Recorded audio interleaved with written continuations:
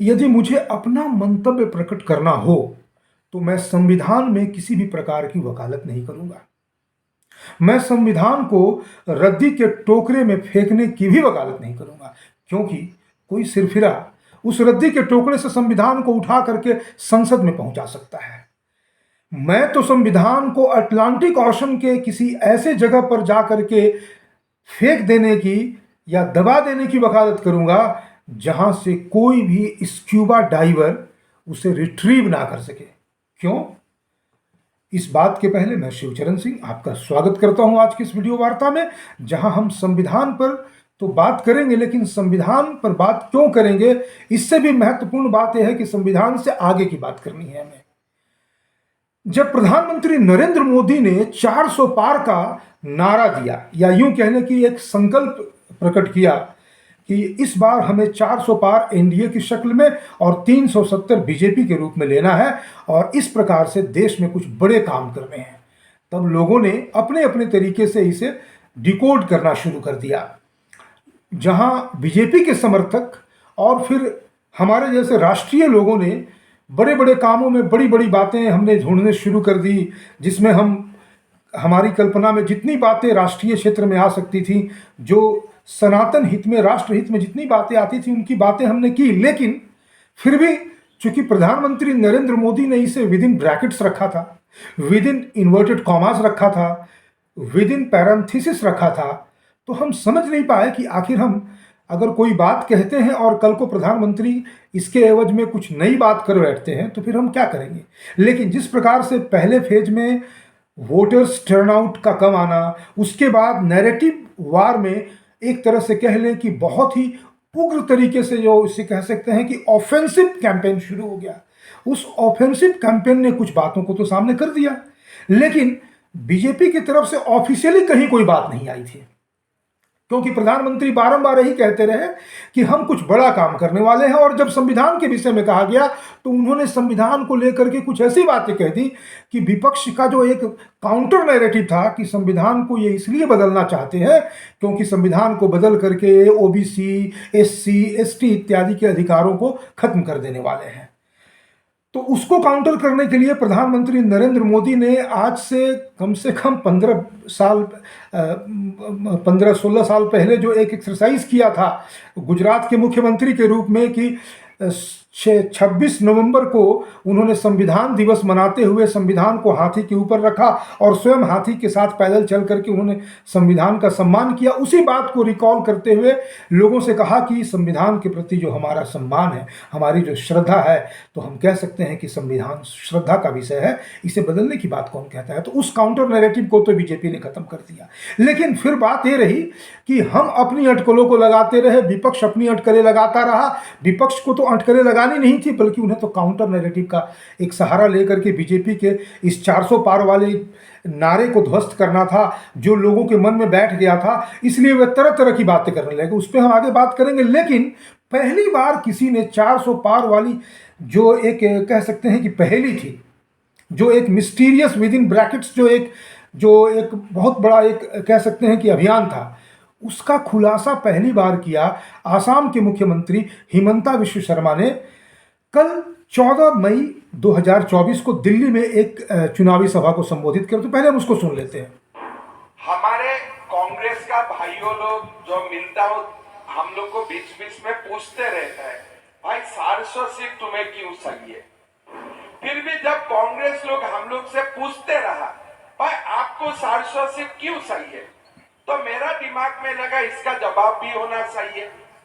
मैंने सुबह कांग्रेसियों को बोला कि भाई देखो, जब हमारा 300 सीट था हमने राम मंदिर बनाया, अभी हमारा 400 सीट होगा, मथुरा में भी कृष्ण जन्मभूमि बनेगा और ज्ञानव्यापी मस्जिद का जगह में बाबा विश्वनाथ का बड़ा भव्य मंदिर बनेगा। मैं थोड़ा ही बात आप लोगों को बताऊंगा।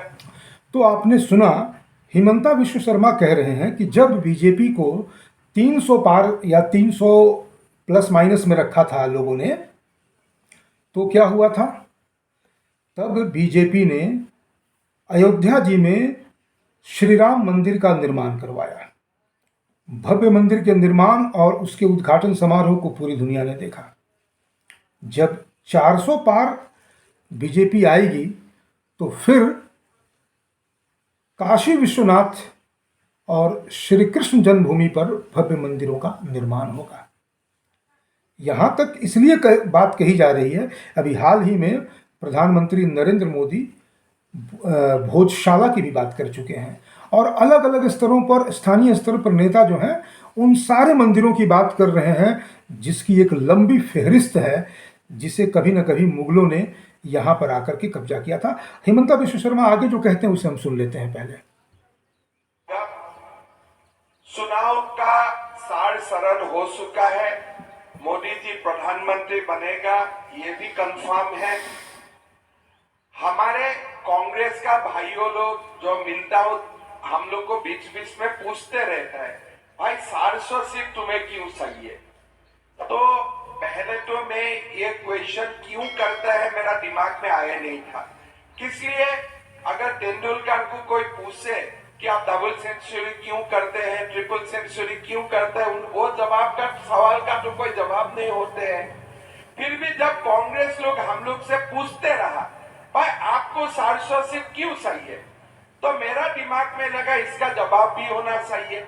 तो मैंने सुबह कांग्रेसियों को बोला कि भाई देखो, जब हमारा 300 सीट था हमने राम मंदिर बनाया, अभी हमारा 400 सीट होगा, मथुरा में भी कृष्ण जन्मभूमि बनेगा और ज्ञानव्यापी मस्जिद का जगह में बाबा विश्वनाथ का बड़ा भव्य मंदिर बनेगा।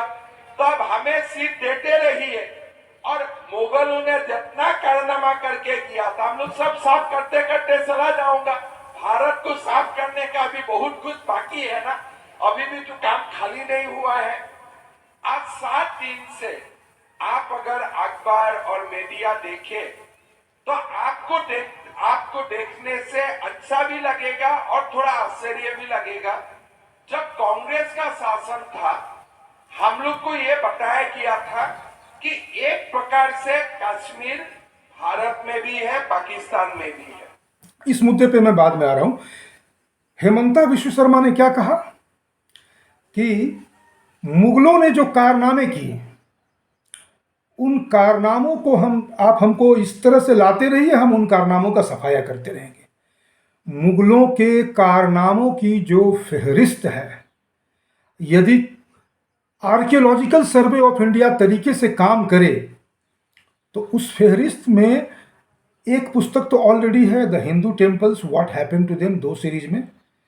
मेरा ये सौभाग्य रहा कि मैं उस प्रकाशन में कॉपी एडिटर के रूप में काम कर चुका हूँ वॉइस ऑफ इंडिया में, और इन दोनों पुस्तकों Hindu temples what happened part 1 और पार्ट 2 के रीप्रिंट के समय मैं विशेष करके मैंने इस पे काम भी किया है।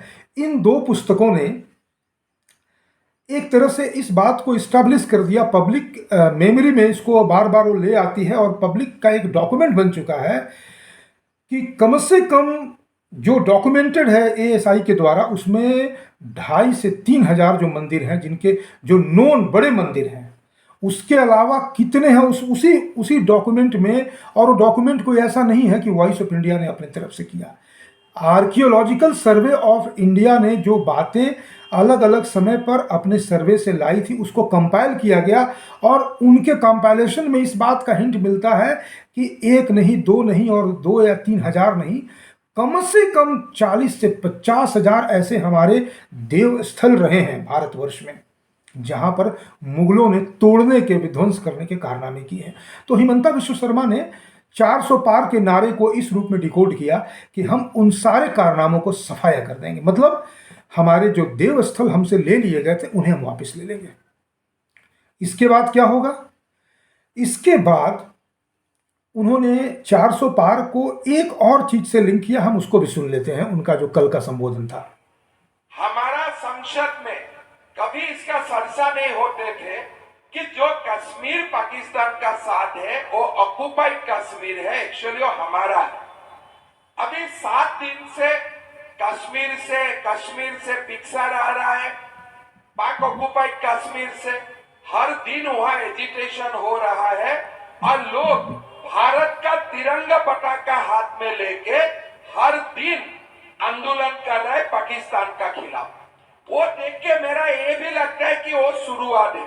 मोदी जी को 400 सीट मिलेगा तो पाक ऑक्युपाइड कश्मीर भी भारत का ही हो जाएगा।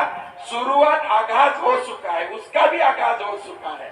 तो मैं इसलिए कांग्रेस को बताना चाहता हूं कि हमें 400 सीट क्यों चाहिए। अगर हम बोलते जाओ तो आपको आईसीयू एडमिट होना पड़ेगा, आपको अस्पताल जाना पड़ेगा, इससे कोई और उपाय नहीं है। हाँ, हेमंत विश्व शर्मा ने एक बड़ी इंटरेस्टिंग बात कही। चलिए पहले उन्होंने जो पाक ऑक्युपाइड कश्मीर है जहाँ पर पिछले 60 दिनों से एजिटेशन हो रहा है और वहाँ पर जो उस एजिटेशन के जो जिसे कह सकते हैं कि जो नेतृत्व करने वाले जो मूर्धन्य लीडर्स हैं, उन्होंने तो स्पष्ट रूप से कहा कि हम तो कब से चिल्ला रहे हैं, बाल्टिस्तान हो, गिलगिट हो, पाक ऑक्युपाइड कश्मीर हो, हम भारत से लगातार आग्रह कर रहे हैं कि आप इसे रिक्लेम कर लें, यानी भारत में मिला लें तो बृहद कश्मीर बन जाएगा। लेकिन 2014 के पहले तो बात ही कुछ और थी, यहाँ कोई सुनने वाला नहीं था, क्योंकि उनका जो नैरेटिव था वो नैरेटिव ही इसी बात पे बेस्ड था कि कश्मीर में मुसलमानों की हिमायत करना और पाकिस्तान के अधिकार को मानना, यानी मुसलमानों की हिमायत करते करते 2014 के पहले मनमोहन वाली और उसके बाद कांग्रेसियों की और नॉन कांग्रेसियों की सरकारें बीजेपी वाले को छोड़ करके इसी बात पे टिकी थी कि भाई मुसलमानों को पैम्पर करते रहो और उनको पैम्पर करने के मूल्य के एवज में हमें इस देश के सम्मान के साथ इस देश के बहुत बड़े हित की क्षति भी करनी पड़ी तो करेंगे। तो कोई सुनने वाला नहीं था। 2014 से वहाँ पर उनके मन में एक आशा का संचार हुआ है कि नहीं भाई अब तो कोई सुनने वाला है, सीएए हो गया, अब हमें कोई बुला करके कहेगा कि देखो फ्रॉम, जैसे वो कहा गया नोट से कि आज रात 12 बजे से ये नोट जो है लीगल टेंडर में नहीं रहेंगे, वैसे ही किसी दिन घोषणा हो जाएगी कि आज रात 12 बजे से बाल्टिस्तान, गिलगिट और पाक ऑक्युपाइड कश्मीर के सारे हिस्से भारत के हैं, let us declare and adopt it. ये भी होने वाला है। तो ये दो बातें तो इन्होंने डिकोड कर दी हेमंता विश्व शर्मा ने, और उन्होंने भी कहा कि आप देखते जाइए और क्या क्या होगा, और इतना कुछ होगा कि विपक्ष के लोग उसे सुन नहीं पाएंगे, उन्हें आईसीयू में एडमिट होना पड़ेगा। मैं इस आईसीयू से बाहर निकाल करके मैं कांग्रेसियों के लिए एक बेहतर जगह बताता हूं कि उन्हें पागल खाने में जाना पड़ेगा, क्योंकि उन्होंने जो करतूतें की हैं उसके बाद वे जेल से बचने के लिए पागल खाना को ही बेहतर समझेंगे, क्योंकि पागल खाना में एडमिट होने के बाद उन्हें जेल में नहीं रखा जा सकता। ये बात तो तय है। तो दो बातें तो हेमंता विश्व शर्मा ने कही थी। अब हम आते हैं कि वर्तमान में जब 4 फेजेस के चुनाव हो चुके हैं तो ये जो नैरेटिव का वार है, देखिए आपको मैं बता दूं कि मतलब आप मान के चलिए कि 90 के दशक से टीएन सेशन जब मुख्य चुनाव आयुक्त हुआ करते थे, उसके बाद से जो परिवर्तन हुआ है, तब जा करके कैंपेन और नैरेटिव पावर का एक तरह से कह लें कि चुनाव के कैंपेन में जम करके प्रयोग होने लगा। उसके पहले मसल पावर का प्रयोग होता था। नैरेटिव पावर और मसल पावर में ये अंतर था। मैं अपनी आंखों देखी बता रहा हूँ। एक मतलब अंग्रेजी अखबारों में तमाम अलग अलग जगहों पे काम करते हुए अलग अलग जो मैंने इलेक्शन कैंपेन किए, चुनाव के दिन के कवरेज किए, उसके पहले भी मैंने देखा है कि पूरा का पूरा बूथ कैप्चर हो जाता था।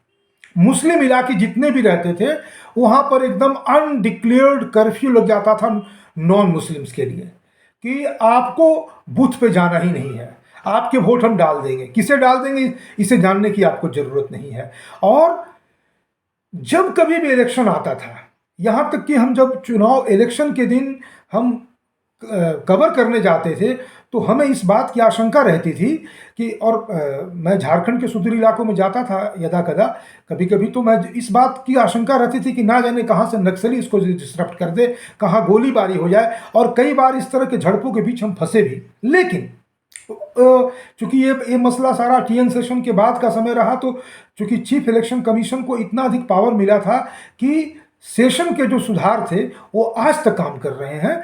कहीं कहीं पे कुछ इलाके में बूथ कैप्चरिंग, बूथ रिगिंग तो हो जाता है, लेकिन अब वो जिसे कहते हैं लार्ज स्केल वायलेंस नहीं हो पाता है, मसल पावर का प्रयोग नहीं हो पाता है। जो पहले मतलब ग्रामीण इलाकों में एकदम लगभग लगभग तय माना जाता था कि लोगों को एकदम बुला करके तय हो गया कि भाई इस पार्टी को देना है, और मोस्ट ऑफ द टाइम एक कांग्रेस या नॉन बीजेपी हुआ करती थी, क्योंकि बूथ कैप्चरिंग, बूथ रिगिंग का जो एक रिकॉर्ड है वो इन्हीं लोगों के पास कायम है। लेकिन चुनाव में सुधार हुए, तकनीक के आ जाने से और तमाम तरह की जागरूकताओं से अब जो है ना, पहले भी नैरेटिव का बार काम करता था, लेकिन जो सेंसिटिव इलाके थे, मुस्लिम इलाके थे, ग्रामीण इलाके थे, जहां पर कि बूथ कैप्चरिंग जो है वो एक नॉर्म बन गया था, वो नॉर्मल था, वहां पर किसी तरह का नैरेटिव पावर काम नहीं करता था। अब तो नैरेटिव पावर ही काम करता है। एक्सेप्शन है अभी भी कि कहीं कहीं पर पूरा का पूरा बूथ कैप्चर हो जाता है। इस नैरेटिव पावर में जब प्रधानमंत्री नरेंद्र मोदी ने 400 पार का नारा दिया, तो उसके बाद कहीं ना कहीं थोड़ी आश्वस्ति जो दिखी पहले फेज में कि नहीं, इस बार तो हिंदू जो है और देशवासी जो हैं, और यहाँ तक बीजेपी को आशा थी कि मुसलमान भी हमको वोट देंगे, पासवानदा विशेष करके।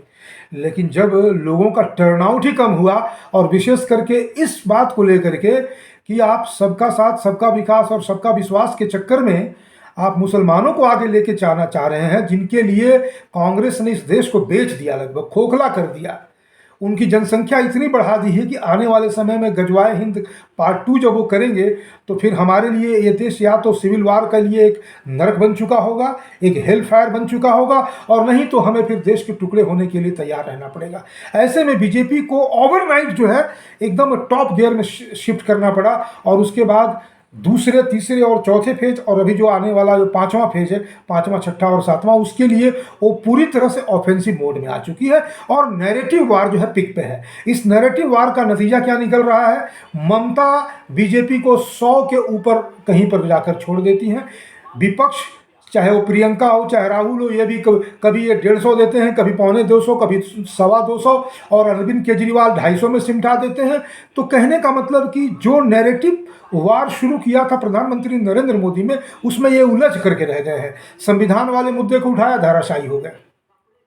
उल्टा ये अपने ही कुछ कुछ ऐसे नैरेटिव, जो ये सैम पित्रोदा और मनीष शंकर अय्यर और बाकी रमेश जयराम, ऐसे ऐसे उल जलूल लोगों के जो इनके पास जो फौज है, इसे वो कहते हैं ना कि हालांकि ये शोले फिल्म में तो उन्होंने ठाकुर के लिए कहा था, लेकिन इसे उल्टा समझ ले तो गब्बर सिंह ने कहा था कि ठाकुर ने तो हिजड़ों की फौज पाल रखी है। तो एक कांग्रेस के जो हिजड़ों की, सॉरी इसको मैं कोई नेगेटिव तरीके से नहीं, हिजड़ों की जो इंटेलेक्चुअल फौज पाल रखी है ना, ये ऐसे ऐसे नैरेटिव दे रहे हैं कि उसे प्रधानमंत्री नरेंद्र मोदी लपक लपक करके इनके खिलाफ इस्तेमाल कर रहे हैं। जैसे किसी फिल्म में दिखाया जाता है कि हैंड ग्रेनेड खलनायक ने फेंका और नायक उसे लपक करके उल्टे उनकी तरफ फेंक दिया। इस तरह के जो नैरेटिव वार हो रहे हैं उसमें बीजेपी तो एज ले रही है, लेकिन 400 पार के नारे के बीच में एक सबसे बड़ी जो मुसीबत है वो ये है कि लोगों में एक जो लोगों में कहीं ना कहीं निराशा भी है। देखिए, आप बहुत बड़े जन समुदाय को आप, ठीक है, चुनाव के समय इन बातों को नहीं समझा सकते हैं। चुनाव खत्म होने के बाद, सत्ता में आने के बाद जो आगे का जो 5 साल मिलेगा, उसमें हम लोगों को ये क्यों नहीं बताएं कि ये जो संविधान है, इसको बनाने वाला जो अंबेडकर था, उसने स्वयं कहा था कि जब मुझे मौका मिला तो मैं इसे फाड़ दूंगा, जला दूंगा, फेंक दूंगा। मैंने उसके शब्द एग्जैक्टली जला देने के थे, लेकिन उसने कहा कि मैं पहला व्यक्ति होऊंगा जो इस संविधान को जला करके इसे देश के लिए किसी तरह से भी हितकर नहीं है। तो अंबेडकर का संविधान, अंबेडकर का संविधान, अंबेडकर की मूर्तियां पूरे देश में लगाना, मुझे अंबेडकर के विषय में बात नहीं करनी है, क्योंकि अंबेडकर हो, ज्योतिबा फूले हो, या फिर इस किस्म के जितने भी लोग हों, उन्होंने देश का बहुत हानि पहुंचाया है, बहुत क्षति पहुंचाई है। चुनाव के विषय में तो एक बात मैं ये भी कह देता हूं, चुनाव में ही गंभीर परिवर्तन की जरूरत है।